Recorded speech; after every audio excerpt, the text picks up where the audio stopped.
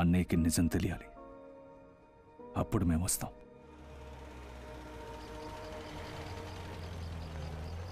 ఎక్కడికి వెళ్ళొస్తున్నారు?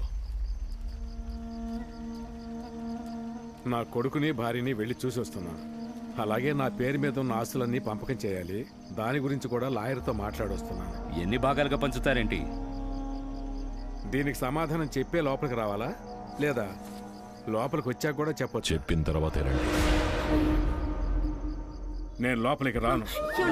చూడండి మావయ్య, మావయ్య, మావయ్య, ఆయన ఏదో కోపంలో మాట్లాడారు. అందుకు నేను క్షమాపణ అడుగుతున్నాను. లోపలికి రండి మావయ్య. పర్వాలేదు, సేద తీరే వరకు కాసేపు ఇక్కడే కూర్చొని తర్వాత లోపలికి వస్తాను. నువ్వు లోపలికి వెళ్ళమ్మా.